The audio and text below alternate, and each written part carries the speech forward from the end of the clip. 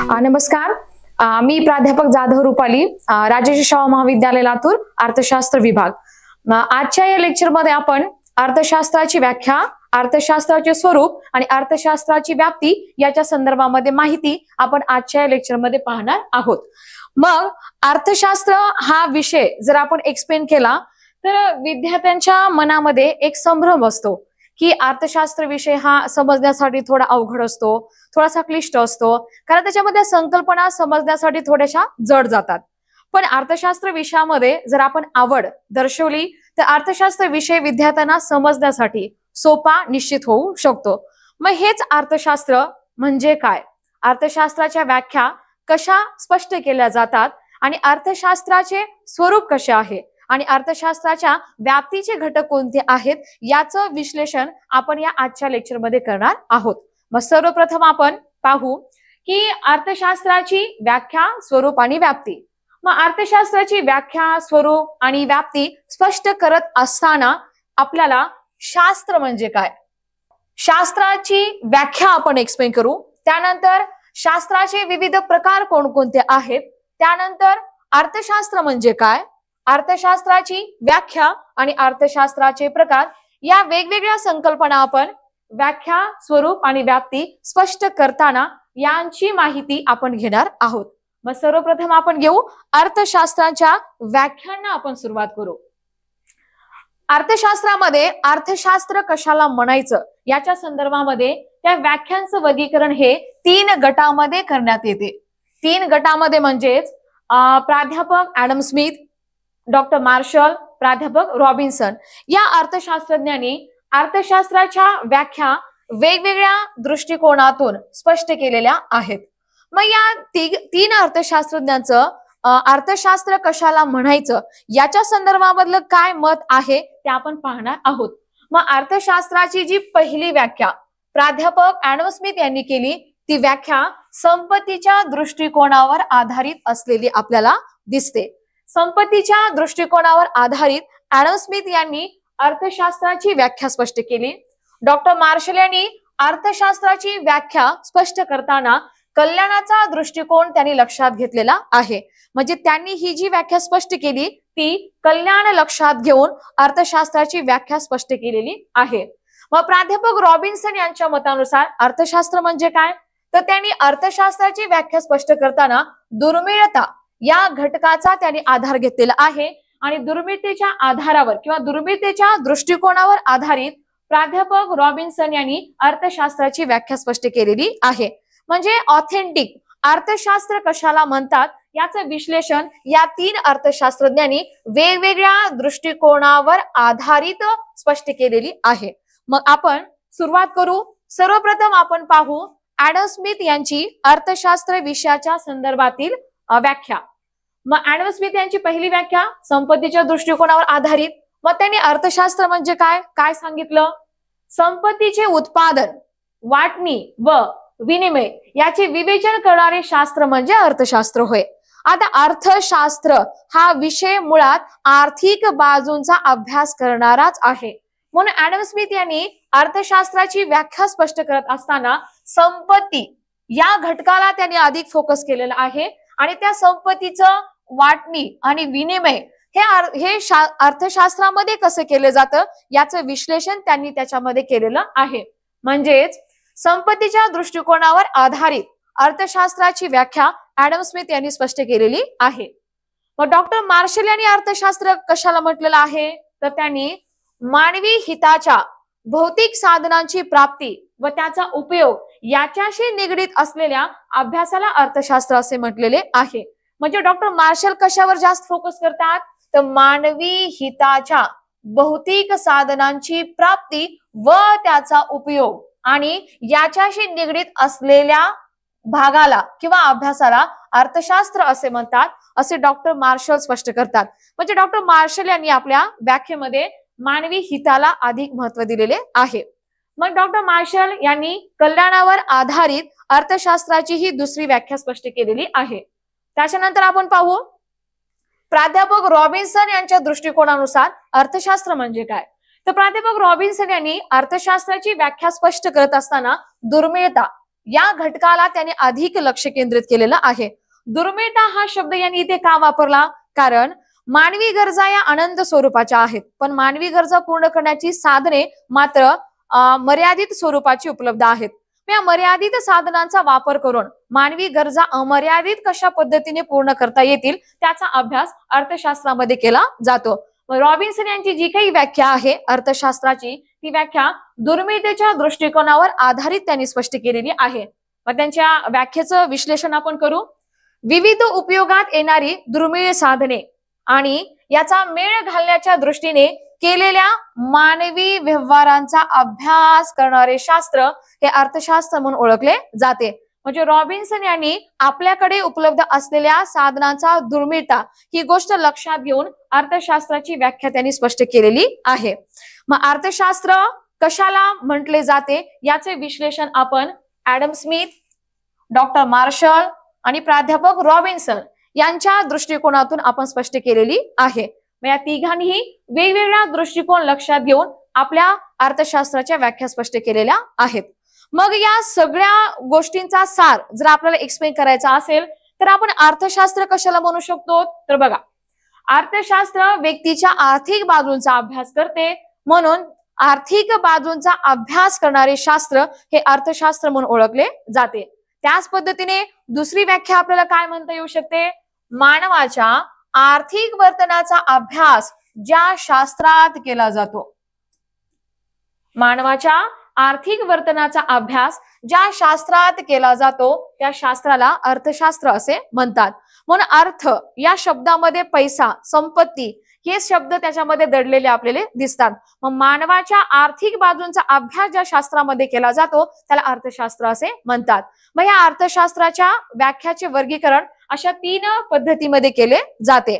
मग हे अर्थशास्त्राच्या व्याख्या आपण स्पष्ट केल्या. यानंतर आता आपण एक्सप्लेन करू अर्थशास्त्राचं स्वरूप कसं आहे. मग अर्थशास्त्राचं स्वरूप स्पष्ट करायचं जर असेल तर आपल्याला अगोदर आपलं हे अर्थशास्त्र शास्त्र आहे का, शास्त्र असेल तर ते कोणत्या स्वरूपाचे शास्त्र आहे, या दोन्ही प्रश्नांची उकल आपल्याला करावी लागेल. म्हणजे अर्थशास्त्राचं स्वरूप कसं आहे ते आपल्याला सांगता येईल. मग ते अर्थशास्त्राचं स्वरूप घेण्या अगोदर आपण शास्त्राचे जे काही मुख्य प्रकार आहेत ना ते अगोदर आपण एक्सप्लेन करू, मग त्याच्यानंतर आपण अर्थशास्त्राचं स्वरूप स्पष्ट करू. मग शास्त्राचे जे काही मुख्य प्रकार आहेत ना त्याच्यामध्ये पहिला आहे वस्तुनिष्ठ शास्त्र, दुसरा जो प्रकार आहे आदर्शवादी शास्त्र आणि तिसरा जो प्रकार आहे तो म्हणजे व्यावहारिक शास्त्र. हे शास्त्राचे मुख्य 3 प्रकार स्पष्ट केले जातात. मग आपला अर्थशास्त्र हा विषय या 3 शास्त्रांमध्ये बसतो का, या 3 शास्त्रांची पूर्तता आपला अर्थशास्त्र विषय करतो का, याचं विश्लेषण आपण या अर्थशास्त्राच्या स्वरूपामध्ये करणार आहोत. म्हणजे याच्या आता पाहू आपण अर्थशास्त्र हे शास्त्र आहे का. मग सर्वप्रथम आपण घेऊ या प्रश्नाची उकल करण्या अगोदर आपण घेऊ शास्त्र कशाला म्हणतात. म्हणजे शास्त्र म्हणजे काय, शास्त्राची एक विशिष्ट व्याख्या आहे. मग त्या व्याख्येमध्ये अर्थशास्त्र विषय आपला निश्चित पद्धतीने मॅच होतो का त्याचं विश्लेषण आपण करू. मग बघा आता शास्त्र म्हणजे काय, वारंवार घडणाऱ्या घटनामागील कार्यकारण संबंध शोधणे हे शास्त्राचे मुख्य कार्य असते. हे इथे का म्हटलेलं आहे, शास्त्र म्हणजे काय की एखादी घटना जर घडत असेल तर ते घटना पाठीमागचं कारण काय आहे त्याचा शोध शास्त्र घेते. मग या दृष्टीने जर आपण विचार केला तर आपला अर्थशास्त्र विषय सुद्धा घटना पाठीमागील कारणांचा अभ्यास निश्चित करतो. म्हणून अर्थशास्त्राला सुद्धा आपण शास्त्र म्हणून उल्लेखित करू शकतो. मग इथे बघा आता शास्त्राची व्याख्या आपण घेतलेली आहे. कार्यकारण संबंध शोधून काढण्याच्या उद्देशाने करण्यात आलेल्या अभ्यासाला शास्त्र असे म्हणतात. म्हणजेच काय की एखादी घटना का घडली तिचा अभ्यास करणे आणि ती घटना पाठीमागचे कारणे शोधणे हे मुख्य कार्य शास्त्राचे असते. मग अर्थशास्त्र हे शास्त्र आहे का, त्याचं उत्तर निश्चित आपल्याला मिळतं. तर अर्थशास्त्र हे आपले शास्त्र आहे, कारण अर्थशास्त्रामध्ये सुद्धा काय केलं जातं, एखादी गोष्ट घडण्या पाठीमागची कारणे शोधली जातात. मग इथे साजेसं एक उदाहरण जर आपल्याला घ्यायचं झालं तर आपण सांगू शकतो की समजा बाजारामध्ये वस्तूची मागणी कमी झाली, मग अर्थशास्त्र याचा अभ्यास करते बाजारामध्ये वस्तूची मागणी कमी का झाली तर त्याची कारण अनेक असू शकतात. पण एक्झाम्पल साठी जर आपण सांगितलं तर वस्तूची किंमत कमी का झाली, तर किंवा व्यक्तींच्या त्या वस्तूच्या संदर्भामधील आवड चेंज झाली असेल, मग या कारणामुळे वस्तूची किंमत बाजारामध्ये कमी होऊ शकते. मग या घटकांचा अभ्यास कशामध्ये केला जातो? या घटकांचा अभ्यास अर्थशास्त्रामध्ये केला जातो. म्हणून अर्थशास्त्र हे शास्त्र म्हणून ओळखले जाते. त्या माहितीचे वर्गीकरण करणे व विश्लेषण करणे हे शास्त्राचा मुख्य आधार म्हणून स्पष्ट केला जातो. मग या सर्व घटकांची पूर्तता अर्थशास्त्र करतो, म्हणून अर्थशास्त्र हे शास्त्र म्हणून ओळखले जाते. यानंतर आता आपण पाहू अर्थशास्त्र कोणत्या स्वरूपाचे शास्त्र आहे. अर्थशास्त्र हे कोणत्या प्रकारचे शास्त्र आहे, या प्रश्नांची उकल जर करायची असेल तर आपल्याला अर्थशास्त्र हा विषय तीनही शास्त्रामध्ये त्याची पडताळणी करून पाहावी लागेल. मग या तीनही शास्त्राच्या निकष जर अर्थशास्त्र विषयाला लागू होत असतील तर आपलं अर्थशास्त्र हे वेगवेगळ्या शास्त्रामध्ये गणले जाऊ शकते. मग सर्वप्रथम आपण घेऊ अर्थशास्त्र हे वस्तुनिष्ठ शास्त्र आहे का.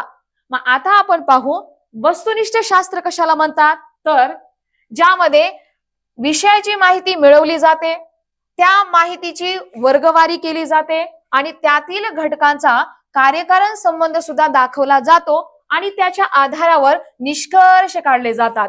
हे 4 घटक ज्या शास्त्रामध्ये अभ्यासले जातात त्याला वस्तुनिष्ठ अर्थशास्त्र असे म्हणतात. मग आपल्या अर्थशास्त्र या विषयामध्ये या 4ही घटकांचा अभ्यास केला जातो. अर्थशास्त्रामध्ये विषयाची माहिती पण मिळवली जाते, त्याची वर्गवारी सुद्धा लावली जाते आणि त्या घटकांचा कार्यकारण संबंध सुद्धा दाखवला जातो आणि या 3 घटकांच्या आधारे निष्कर्ष सुद्धा काढले जातात. म्हणून अर्थशास्त्र हा विषय वस्तुनिष्ठ शास्त्र म्हणून सुद्धा ओळखला जातो. मग आता आपण पाहू अर्थशास्त्र हे आदर्शवादी शास्त्र आहे का. अर्थशास्त्राला आदर्शवादी शास्त्र म्हणायचं का, बघू आपण.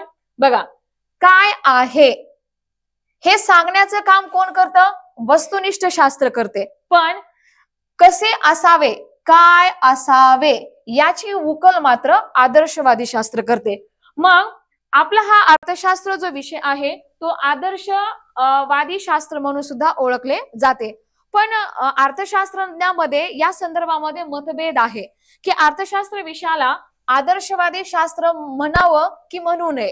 कारण का अर्थशास्त्र हे मुख्यतः वस्तुनिष्ठ अर्थशास्त्र म्हणून जास्त ओळखले जाते.